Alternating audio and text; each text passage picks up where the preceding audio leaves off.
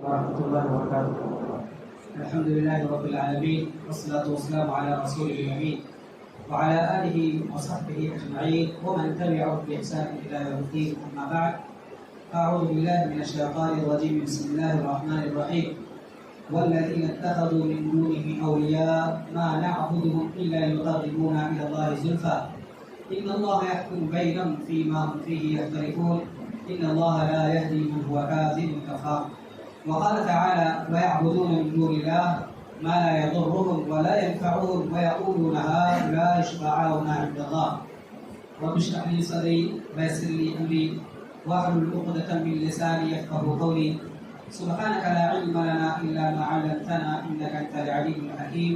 رب يسر ولا تعسر وتمم بالخير اللهم رب زدني علما. معزز حاضرین اور محترمہ خواتین، اللہ رب العالمین کا فضل و احسان اور اس کا خاص کرم ہے کہ ہم لوگ توحید پر لکھی گئی ایک اہم کتاب القواعد الاربعہ سے جڑ کر توحید اور شرک کے متعلق بنیادی باتیں جاننے کی کوشش کر رہے ہیں. اللہ تبارک و تعالی ہماری اس کوشش کو قبولیت کا درجہ عنایت کرے اور ہم سب کو توحید اور شرک سے متعلق جو بھی باتیں ہیں شریعت کی، اللہ رب العالمین ہمیں اخلاص کے ساتھ جاننے، سمجھنے اور خود اس کے مطابق عمل کرنے اور دوسروں تک اس پیغام کو پہنچانے کی توفیق عطا فرمائے. آمین یا رب العالمین. القواعد الاربعہ میں تمہید اور مقدمے کے بعد پہلا قاعدہ پچھلے درس میں بیان کیا گیا تھا، وہ یہ ہے کہ نبی کریم صلی اللہ علیہ وسلم نے جن کو مشرک اور کافر سمجھا تھا، جن سے قتال کیا، جن کے خون اور مال کو حلال سمجھا تھا، وہ توحید ربوبیت کے قائل تھے. اللہ رب العالمین ہی کو خالق، مالک، رازق اور مدبر مانتے تھے. ان کا شرک کیا تھا؟ یہی کہ وہ توحید الوہیت کو نہیں مانتے تھے. دعا اللہ کے ساتھ دوسروں سے بھی کرتے تھے. منتیں اللہ رب العالمین کے علاوہ دوسروں سے بھی مانتے تھے، اور اسی طرح سے ذبح، نیاز، نذر و نیاز وغیرہ دوسروں کے لیے بھی کرتے تھے. اسی لیے شریعت نے ان کو کافر سمجھا اور کافر کہا. خلاصے کی طور پر یہ بتایا گیا تھا کہ توحید ربوبیت کے ساتھ ساتھ توحید الوہیت بھی ضروری ہے، ورنہ توحید ربوبیت سے کوئی شخص خالص متحد نہیں ہو سکتا، توحید والا نہیں ہو سکتا. اب دوسرا قاعدہ مؤلف رحمہ اللہ بیان فرما رہے ہیں، وہ یہ ہے انہم یقولون ما دعوناہم وتوجہنا الیہم الا لطلب القربۃ والشفاعۃ. کہتے ہیں کہ دوسرا قاعدہ یہ ہے، ان کا شبہہ یا شرک کی دوسری قسم کہہ لیجیے یا دوسرا اصول اور ضابطہ کہہ لیجیے، جس کے ذریعے سے ہم آج کے دور کے مشرکین اور ان کے شرک کو پہچان سکتے ہیں. کہتے ہیں کہ ہم ان کو پکارتے ہیں، جن کو بھی وہ پکارتے ہیں اللہ کے علاوہ، خواہ وہ ولی ہوں، اللہ کے نیک بندے یا صالح بندے ہوں. ما دعوناہم وتوجہنا الیہم، ہم تو ان کے ساتھ یہ لگاؤ، یہ غربت، یہ اپنائیت اس لیے رکھتے ہیں الا لطلب القربۃ والشفاعۃ، اللہ سے ہمیں قریب کر دیں اور اللہ کے پاس ہمیں ہماری سفارش کرے. کہتے ہیں کہ وہ بھی یہی کہتے تھے جو اہل مکہ تھے، کفار قریش یہی کہتے ہیں. دلیل کیا ہے؟ اللہ رب العالمین نے قربت کی دلیل یہ بیان فرمائی کہ وہ قربت کا یہ جذبہ رکھ کر اپنے دل میں ان کو پکارتے تھے. جیسا کہ سورہ زمر کی آیت نمبر 3 ہے، فرمایا والذین اتخذوا من دونہ اولیاء، جن لوگوں نے اللہ کے علاوہ دوسروں کو معبود بنا لیا ہے. ان کا کہنا کیا ہے؟ ما نعبدہم الا لیقربونا الی اللہ زلفی، ہم ان کی عبادت صرف اس وجہ سے کرتے ہیں تاکہ وہ ہمیں اللہ سے قریب کر دیں. ان اللہ یحکم بینہم فیما هم فیہ یختلفون، اللہ رب العالمین ہی ان کے درمیان فیصلہ کرے گا جن میں یہ اختلاف کر رہے ہیں. ان اللہ لا یہدی من هو کاذب کفار، اور اللہ رب العالمین کبھی بھی کسی گناہ گار کو، کسی جھوٹے کو اور کافر کو ہدایت نہیں دیتا. یہ کیا دلیل ہوئی؟ دلیل اس بات کی ہوئی کہ نبی کریم صلی اللہ علیہ وسلم کے دور کے مشرک بھی یہی کہتے تھے کہ ہم ان کو صرف اس لیے پکارتے ہیں کہ ہمارا مرتبہ، ہمارا درجہ اللہ سے قریب کرے.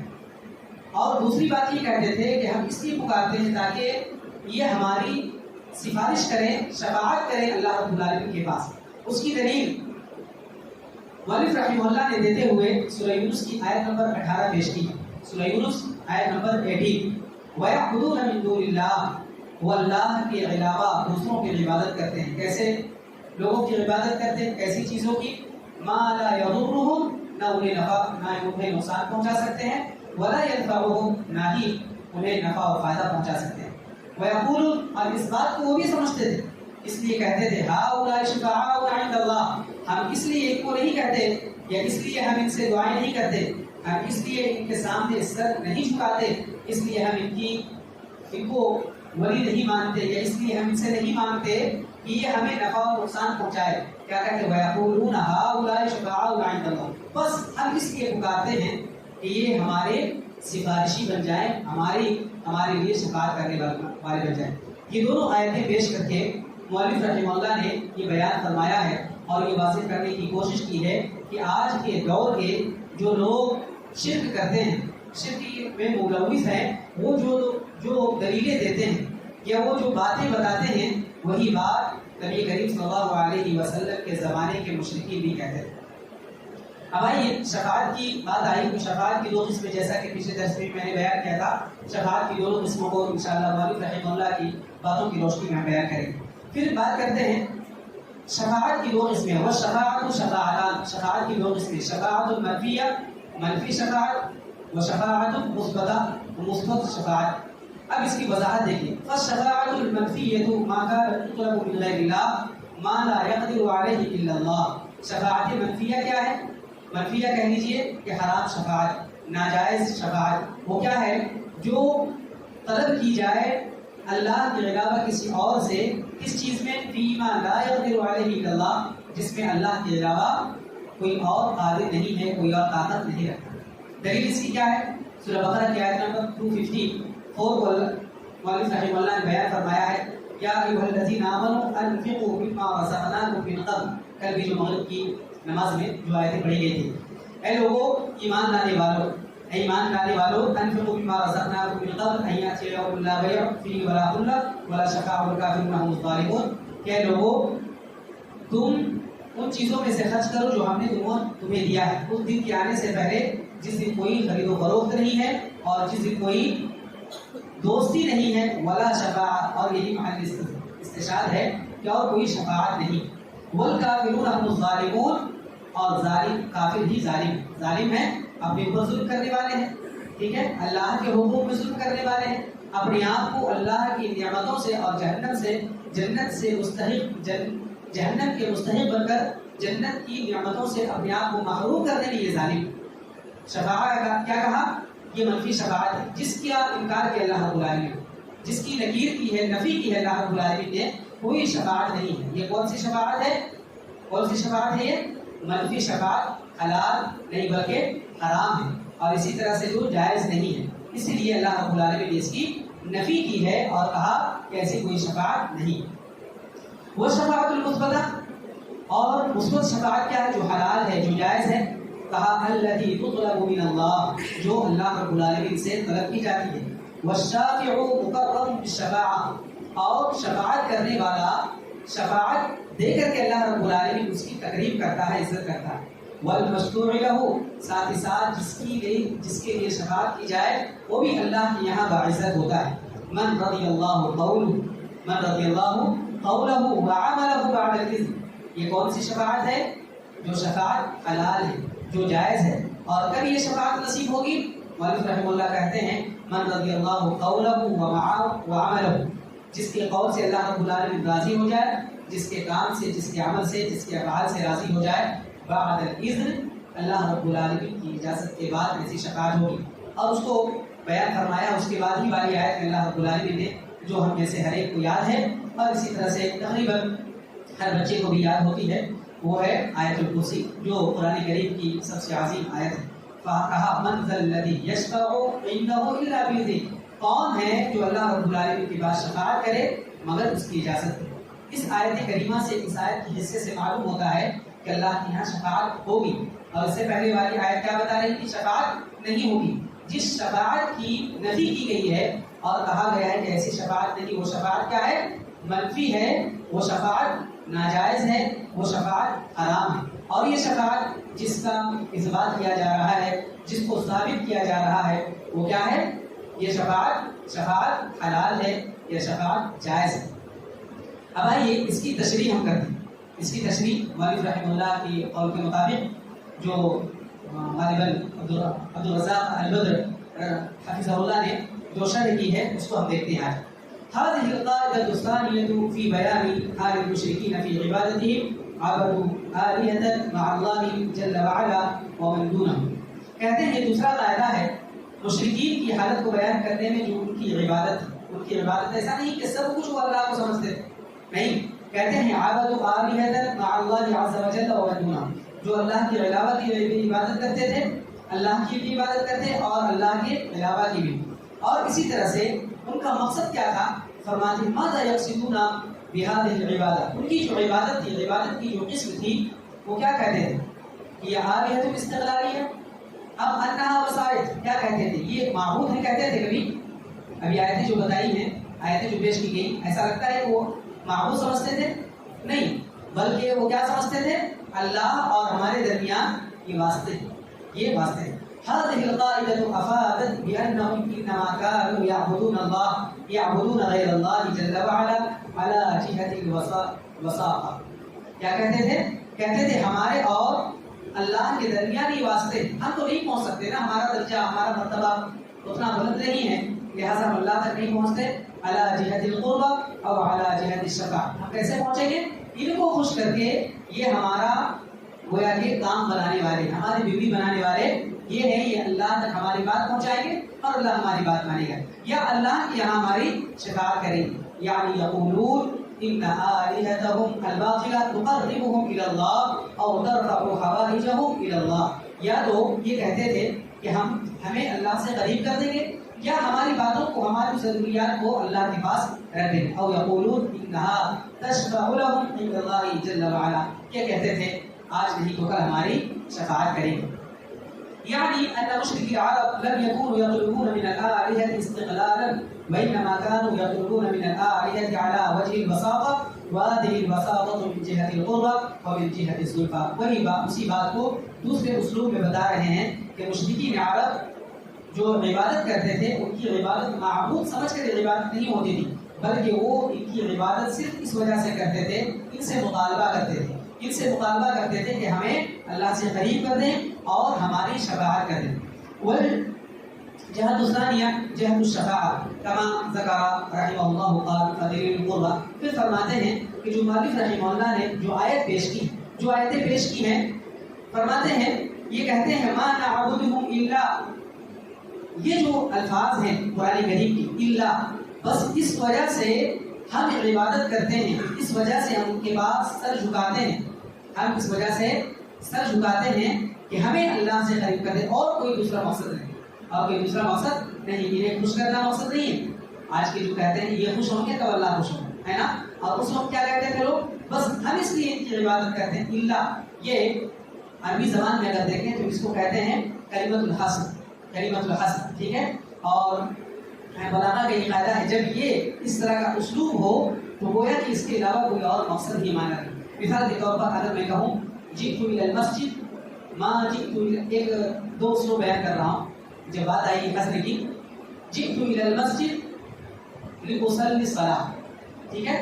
بات اس کا معنی کیا ہے؟ میں مسجد آیا نماز پڑھنے کے، میں مسجد آیا نماز پڑھنے کے، اس میں کوئی اور چیز بیان نہیں کی گئی، لیکن ہو سکتا ہے میں مسجد میں آیا نماز بھی پڑھوں، قرآن کی تلاوت بھی کروں، اور ہو سکتا ہے درس ہو تو درس ہو۔ لیکن اگر اسی اسلوب کو عربی میں اگر میں کہوں ما جئت الى المسجد الا لان اصلي الصلاۃ، کیا میں مسجد نہیں آیا، میں مسجد نہیں آیا مگر صرف اس لیے کہ نماز پڑھوں، اس اسلوب کے ذریعے سے یہ بات بتاتا ہے متکلم کہ صرف اور صرف کہنے والا یہ کہتا ہے کہ میرا کوئی دوسرا مقصد نہیں، نہ قرآن کی تلاوت ہے، نہ درس سنا ہے، نہ کسی سے ملاقات کرنا ہے، نہ اور کوئی کام ہے، صرف اور صرف مسجد میں نماز پڑھنے کے لیے آیا۔ یہی اسلوب کو قرآن نے یہاں پر بیان کیا ہے۔ گویا کہ مشرکین مکہ یہ کہتے تھے ہمارا کوئی اور دوسرا مقصد ہے ہی نہیں، بس ان کے پاس اس لیے جاتے ہیں کہ ہمیں اللہ سے قریب کر دے، ہمیں اللہ سے قریب کر دے۔ یہی کہہ رہے ہیں یعنی ما نعبدهم لعلة من العلل إلا لأجل التقرب. ہمارا کوئی دوسرا مقصد ہے ہی نہیں. مطلب اس کو اردو میں کیسے، اردو میں جتنا بھی اگر ہم تاکید کے ساتھ استعمال کر سکتے کریں، لیکن جو عربی کا اسلوب ہے اس کا اردو پر ترجمانی ہو ہی نہیں سکتی اچھے سے. ٹھیک ہے، ہم کسی وجہ سے، کسی سبب، کسی ریزن سے آئے نہیں ہیں صرف نماز پڑھنے کے لیے. دوسری اسلوب کو قرآن نے یہاں پر بیان کیا ہے. فَهُمْ حَصَرُوا مَا أَرَادُوا فِي الْقُرْبَةِ مِنَ اللَّهِ جَلَّ وَعَلَا فَهُمْ أَرَادُوا مَا عِندَ اللَّهِ جَلَّ وَعَلَا. وہ ان کے پاس کچھ نہیں چاہتے تھے، بس یہ چاہتے تھے اللہ کے پاس جو کچھ ہے ہم اسے حاصل کر لیں اور واسطہ یہ بنے، یہ جو ہے واسطہ بنے. فإذا حين توجهوا إلى هذه الآية الباطلة أرادوا ما عند الله ولم يطلبوا منها استقلالا وإنما أرادوها زلفى وقربى إلى الله جل وعلا. اسی بات کو بیان کیا کہ وہ ان کے پاس سے کچھ بھی نہیں چاہتے تھے. اس اسلوب سے اور اس انداز سے یہ بات معلوم ہوتی ہے کہ وہ ان کے پاس سے کچھ بھی نہیں چاہتے تھے، صرف اللہ کے ہی پاس سے چاہتے تھے. اس کے بعد شفاعت کی جو آیت پیش کی ہے، کہتے ہیں وَالشَّفَاعَةُ أَن يَطْلُبُوا مِنَ اللَّهِ جَلَّ وَعَلَا لَهُمُ الْحَوَائِجِ. اللہ رب العالمین سے وہ لوگ شفاعت طلب کرتے تھے. ٹھیک ہے، اسی طرح سے لِأَنَّ مَعَنَ الشَّفَاعَةِ أَن يَضُمَّ الْمَطْلُوبُ مِنْهُ طَلَبَهُ إِلَى الطَّالِبِ فَيَدْفَعُهُ إِلَى مَنْ عِندَهُ الْأَمْرُ. اس سے پہلے میں نے غالباً جب آیت الکرسی کی تفسیر بیان کی تھی فجر کے درس میں، اور تقریباً ایک مہینے تک اس کا غالباً چلا تھا کچھ سلسلہ، تو اس میں شفاعت کا معنی میں نے بیان کیا. شفاعت کہتے ہیں جوڑ. ٹھیک ہے، شفاعت کہتے ہیں جوڑ کو، ایک دوسرے کے ساتھ جوڑ دینا. اور شفاعت اسی لیے شفاعت کہتے ہیں کیونکہ ایک مجھے ضرورت ہے، ٹھیک ہے، اور آپ کو میں واسطہ بنا رہا ہوں. مجھے ضرورت مثال کے طور پر ارشد بھائی سے، میں کیا کروں، ارشد بھائی سے ڈائریکٹ میں مل نہیں سکتا، تو آپ مجھے اور ارشد بھائی کو جوڑنے کا کام کر رہے ہیں، تو آپ کیا کہیں گے، شافع. کیا کہنا ہے، شافع، شفاعت کرنے والے. چونکہ مجھے آپ نے جوڑا ہے تو مجھے کیا کہا جائے گا، مشکور لہو. ٹھیک ہے، مشکور لہو. اور ان کو کہا جائے گا مشکور. میرے کام کو آپ نے بنایا ہے یا میرے کام کو آپ نے آگے بڑھایا ہے، لہٰذا اس کو جوڑنے کا کام ہوتا ہے، اس لیے اس کو شفاعت یا شفیع یا شافع کہا جاتا ہے. اس کے بعد وَأَصْلُ شِرْكِ الْعَالَمِ كَانَ فِي جَمِيعِ الْفِئَاتِ وَالطَّوَائِفِ كَانَ عَلَى أَحَدِ جِهَتَيْنِ. اس کے بعد یہ بیان فرماتے ہیں کہ جو یہ لوگ شرک کرتے تھے، جو یہ لوگ شرک کرتے تھے، وہ ایسا نہیں ہے کہ آج جو مشرکین کرتے تھے اس سے الگ ہے، بلکہ آج کے مشرکین ہی طرح ان کا بھی شرک تھا، بلکہ اس سے بھی اگر دیکھا جائے تو آج کے مشرکین کا شرک ان سے بھی بڑھ کر ہے. اسی طرح سے کہتے ہیں کہ جیسا کہ نوح علیہ السلام کا شرک تھا، جیسا کہ وہ نیک لوگوں کے سلسلے میں رکھتے تھے، عقیدہ رکھتے تھے، کیا کہتے تھے، وَقَالُوا لَا تَذَرُنَّ آلِهَتَكُمْ وَلَا تَذَرُنَّ وَدًّا وَلَا سُوَاعًا وَلَا يَغُوثَ وَيَعُوقَ وَنَسْرًا. کہ دیکھو اپنے معبودوں کو مت چھوڑو، اپنے معبودوں کو مت چھوڑو. ود، سواع، یغوث اور یعوق کا نام لے کر کہتے تھے کہ ان کو مت چھوڑو. اور صحیح بخاری کی وہ حدیث عطا رحمہ اللہ جو روایت کرتے ہیں حضرت عبداللہ بن عباس رضی اللہ عنہما سے، کہتے ہیں هذه اسماء رجال صالحین كانت في قوم نوح ووقع الشرك بهؤلاء الرجال لأنهم صالحون. اب بتا رہے ہیں جو آج کے لوگ شرک کرتے ہیں اور کہتے ہیں یہ نیک لوگ ہیں، یہ اللہ کے یہاں پہنچے ہوئے لوگ ہیں. تو نوح علیہ السلام کا شرک کیا تھا؟ نوح علیہ السلام کی قوم کے اندر جو شرک تھا وہ کون سا تھا؟ نوح علیہ السلام کی قوم میں جو شرک تھا وہ یہی تھا. کہتے ہیں هذه اسماء رجال صالحین، یہ نیک لوگوں کے نام ہیں. كانت في قوم نوح علیہ السلام کی قوم میں یہ لوگ تھے. ووقع الشرك بهؤلاء الرجال، اور انہی لوگوں کے ذریعے سے کیا ہوا تھا، شرک ان کے اندر واقع ہوا تھا. لأنهم صالحون، اور یہ لوگ نیک لوگ.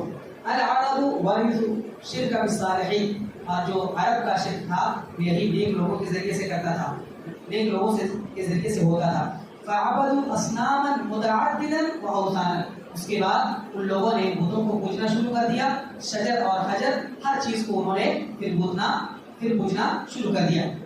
اس کے بعد کہتے ہیں لات، عزا وغیرہ کا نام لے کر کے پھر فرماتے ہیں مؤلف رحمہ اللہ، اور اس کے شارح فرماتے ہیں آل شیخ کہتے ہیں کہ یہ نیک لوگوں کا جو سلسلہ وہاں سے شروع ہوا تھا، پھر عرب میں بھی وہی نیک لوگوں کے ذریعے سے اللہ رب العالمین کا تقرب وہ لوگ حاصل کرنا چاہتے تھے. اور آج جو لوگ ہیں آج بھی اسی طرح سے اسی طرح سے ان نیک لوگوں کے ذریعے سے شرک ہو رہا ہے اور یہ سمجھتے ہیں کہ ہمارا شرک نہیں ہے، ہمارا عمل بالکل خالصۃ للہ ہے، بلکہ ہم تو اچھا کام کر رہے ہیں اور شرک کو توحید بنا کر کے پیش کیا جا رہا ہے۔ فرماتے ہیں شیخ رحمہ اللہ کہ آج جو شرک کیا جا رہا ہے، اسی شرک کو جو شفاعت کے نام سے ہو یا اسی طرح سے ہم تقرب حاصل کرنا چاہتے ہیں، اللہ سے ہمیں قریب کرنے والے ہیں، ان چیزوں کے ذریعے سر پر یہ چیزیں جو پیش کی جاتی ہیں، اسی پر دوسرے قاعدے کے ذریعے سے ضرب پڑتی ہے۔ اور دوسرا جو قاعدہ بیان کیا ہے مولوی رحمہ اللہ نے، یہی اس کا معنی اور مطلب ہے، یہی مقصود ہے۔ امید ہے کہ یہ چیزیں خلاصے کے طور پر میں جو پیش کرنے کی کوشش کی ہے، مولوی رحمہ اللہ شارح رحمہ اللہ نے بہت لمبی بات کی ہے، لیکن میں سمجھتا ہوں کہ یہ کافی اور شافی ہے۔ انشاءاللہ شفاعت کے سلسلے میں اور تھوڑی باتیں اور اسی طرح سے اس قاعدے کا خلاصہ انشاءاللہ اگلے درس میں پیش کیا جائے گا۔ اللہ رب العالمین سے دعا ہے کہ رب کریم ہم تمام لوگوں کو شرک اور شرک کی اقسام اور اسی طرح سے شرک کی باریکیاں اور آج کے دور میں جو شرک ہو رہا ہے ان تمام چیزوں کو باریکی سے سمجھنے اور ان تمام چیزوں سے ہمیں بچنے اور دوسروں کو بچانے کی توفیق عطا فرما اور دوسروں کی ان چیزوں کی رہنمائی کرنے کی توفیق دے۔ آمین یا رب العالمین۔ سبحانک اللہم و بحمدک، اشہد ان لا الہ الا انت، استغفرک و اتوب الیک۔ وصلی اللہ علی نبی کریم۔ السلام علیکم و رحمۃ اللہ وبرکاتہ۔